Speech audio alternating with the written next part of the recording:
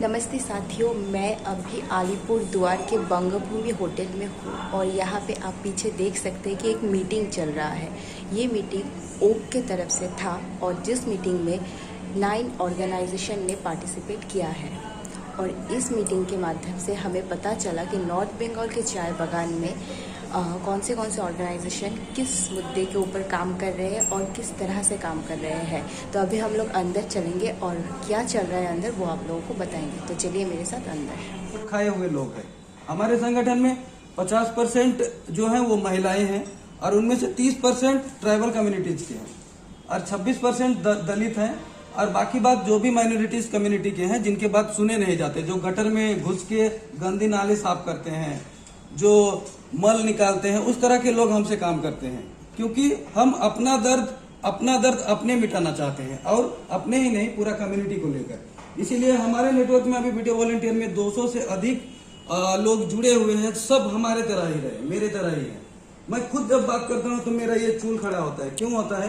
क्योंकि मुझे अपना कोई ऐसा प्लेटफॉर्म नहीं मिलता है मैं अपना बात रखूं और वहां पे मुझे लगता है कि इस तरह के जब कुछ होता है तो लगता है कि मेरा वो सपना पूरा होते दिख रहा है। जब तुषारदा हमारे फैमिली प्लानिंग के वहाँ प्लानिंग करने आ रहे थे संध्या दी, तो हम लोग छोटे थे उस समय। हम उनसे जाके सीखते थे कि इस तरह लोगों को बार बार करना ये बड़े स्तर में नहीं हो सकता था। तो संध्या दी हम लोग को मोटिवेट करते थे। तो इस तरह छोटे छोटे संगठन से जुड़ते जुड़ते हमें वीडियो वॉलंटियर में काम करने का मौका मिला और हम अभी काम कर रहे हैं। हम लोग बेसिकली अभी जो मेन मुद्दा है हम लोग नीचे से ढूंढ के निकालने की कोशिश कर रहे हैं कि आखिर जड़ कहाँ पे है, मेन प्रॉब्लम क्या है। तो हमने अभी शुरू किया है टी गार्डन में, जो कि यूथ एकदम गलत दिशा में जा रहे हैं। आप लोग अगर सर्वे किए तो आपको पता ही होगा कि टी गार्डन का जो पहला फैमिली था उसका अगर गार्जियन को देखे तो वो ठीक ठाक है, लेकिन अभी जो यूथ है वो और गलत दिशा में जा रहा है। कारण उसको सही गाइड नहीं मिल रहा है और वो नशाखोरी या फिर अन्य बहुत सारे पीएफ या फिर बहुत सारा के करप्शन के कारण वो कहीं ना कहीं बंधा हुआ है। तो हम लोग यूथ को जोड़ते हुए अभी यूथ पार्लियामेंट कर रहे हैं लोगों को कि अपने जैसे स्वनीति बता रहे थे कुछ जो मुद्दे हैं उनको कैसे सोल्व करें। तो उस तरह के मुद्दों को हम लोकल एडमिनिस्ट्रेशन के पास लेके जा रहे हैं और सोल्व कैसे किया जाए। साथ साथ में हम लोग चाय बागान को लेके, लैंड राइट्स को लेके और आरटीआई और लैंड राइट्स को कैसे एक साथ यूज करें और जमीन का जो अधिकार है उसका तथ्य कैसे निकाला जाए। यहाँ से नहीं, अंग्रेज के पहले से जब भारत जब आजाद नहीं हुआ तो तब से हम यहाँ पे हैं, चाय बागान के लोग आए हैं। और उस समय चाय बागान की स्थिति क्या थी? उस समय तो कानून नहीं था, जमीन का कोई कानून बना नहीं था। वो बना है 1951-56 के बीच में। उस समय कोई कानून नहीं था, 1800 सदी के बाद। उस समय से लोग हैं, तो उस समय कौन सा कानून था जो उनको यहाँ पे लेके आया गया? फिर जमीन का जब अधिकार के लिए जब कानून बना तो उनको अधिकार से वंचित क्यों गया? दूसरे जगह में लोगों को जमीन का अधिकार 2 नंबर खतियान में दिया गया, लेकिन चाय बागान के लोगों को वो खतियान काट के किसी मालिक को अधिकार में दे दिया गया। और अभी तक आप जमीन का रिकॉर्ड चेक करेंगे तो चाय बागान में अभी भी आपको टोटल एरिया प्लांटेशन मिलेगा, जबकि वहां पे एक रिवेन्यू एरिया ऑलरेडी है। जो कि फॉरेस्ट राइट मूवमेंट जब हुआ तो फॉरेस्ट राइट मूवमेंट का हम लोग सक्सेस देखते हैं और सुनते भी हैं कि वहां पे फॉरेस्ट काट के रेवेन्यू विलेज बनाया गया, लेकिन टी गार्डन में हुआ नहीं। क्यों? क्योंकि हमारे जो ट्रेड यूनियन के जो नेता हैं या फिर जो लीडर्स हम मानते हैं वो पूरी कंपनी के चंगुल में रहते हैं, या फिर हमें एक षड्यंत्र के तहत कहीं ना कहीं शासन तंत्र में हमें बहुत दिनों तक अगर लेबर यहाँ से भाग ना जाए इसके लिए वो बना के रखना, क्वार्टर खाली ना हो जाए, कुछ एक आंदोलन उठेगा तो क्वार्टर खाली कर देना पड़ेगा, केस मिल जाएगा, इस तरह का एक डर है जिस तरह से वहां से मूवमेंट न उठे और आवाज न बने, इसलिए लोगों को दबाया जाता। तो हम लोग अभी चाय बागान में ज्यादातर फोकस करके कर रहे हैं कि जो सिटीजनशिप कैंपेन जो हम लोग अभी हमने बताया कि यूथ पार्लियामेंट लेके यूथ को कैसे मोटिवेट करें, और यहाँ से जो बात है वो बात कोई बाहर का आदमी आके समझे उसको एक अलग चश्मा दिखाई देगा, लेकिन अंदर से जो फूट के निकले वो अलग ही रियलिटी लगेगा। और अंदर से जब हम देखते हैं तो हमको लगता है कि मुझे तो ये नाला नॉर्मल नाला है, ये गंदा कुछ गंदी नहीं है, लेकिन कोई बाहर के लोग आए तो पता बाप रे इतना मुश्किल में रहते हैं ऐसा बोलते हैं, लेकिन मुझको आदत हो गया। क्यों? क्योंकि मेरे तो 70 साल से पीढ़ी यही सुन रही है, यही देख रही है, तो वो मैं तोड़ना चाहता हूँ। इसीलिए हम लोग अभी पीएफ अवेयरनेस कैंपेन कर रहे हैं। उसके तहत हम लोग 125 टी गार्डन से शॉर्ट वीडियो बनाए थे। शॉर्ट वीडियो क्या बनाए थे कि लोग सिर्फ आके बोल रहे हैं कि मेरा पीएफ नहीं मिला है, क्यों नहीं मिला है और कितना अमाउंट है।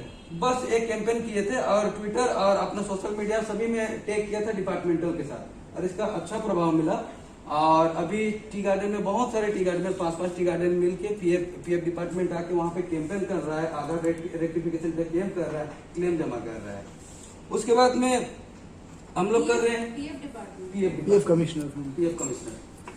और हम लोग अभी यहाँ पे देखते हैं कि चाय बागान में रोजगार ना होने के कारण लोग बाहर जाते हैं काम करने के लिए। काम करने के लिए नहीं, उनका तस्करी होता है, जो कि हमारी नजर से चाय बागान में आप पूछेंगे कि मानव तस्कर क्या है या ह्यूमन ट्रैफिकिंग, वो बोलेंगे ये ऐसा नहीं होता है, यहाँ किसी को भी पूछे नहीं होता है।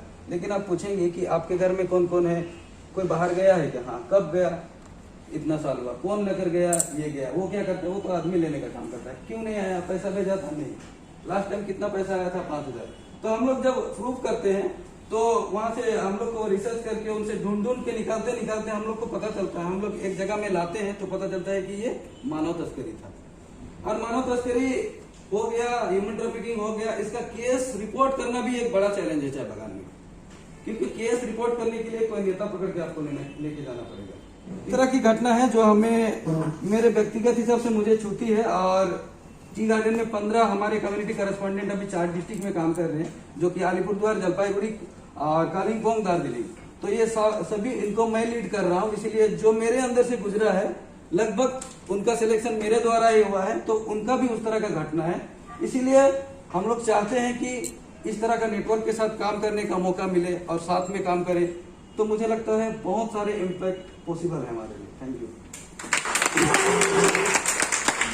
अभी हमारा मीटिंग कंप्लीट हुआ है, लेकिन ओक से हमारे साथ पारोमिता दी है, तो आज का पूरा मीटिंग उन्होंने ही ऑर्गेनाइज किया था अपने ऑर्गेनाइजेशन से, और हम उनसे थोड़ा बहुत जानेंगे कि आज क्या हुआ मीटिंग में। और आप लोग तो देखेंगे ही मेरे वीडियोस में, लेकिन फिर भी हम उनसे थोड़ा जानना चाहेंगे। नमस्ते।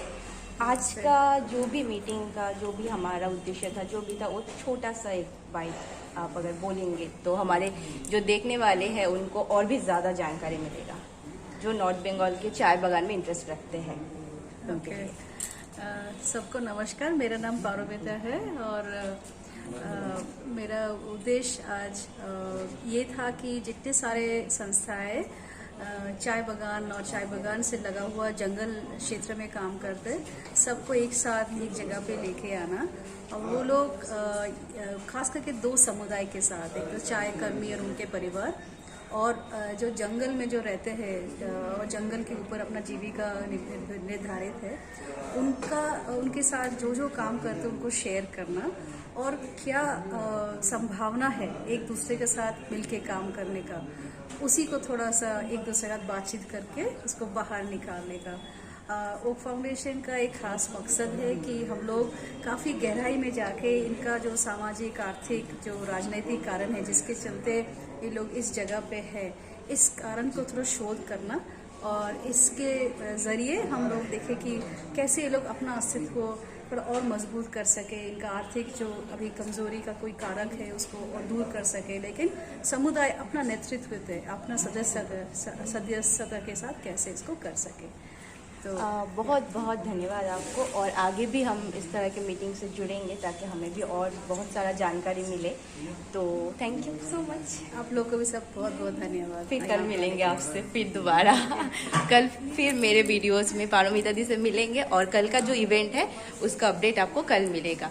अगर आप लोगों ने अभी तक मेरा चैनल को सब्सक्राइब नहीं किया है तो प्लीज़ मेरे चैनल को सब्सक्राइब कीजिए। अगर आप लोगों को ये वीडियोस देखना पसंद है, या आप लोग चाहते हैं कि दूसरे कुछ मुद्दे के ऊपर हम वीडियोस बनाएं, तो प्लीज़ कमेंट बॉक्स में ज़रूर लिखें। Thank you.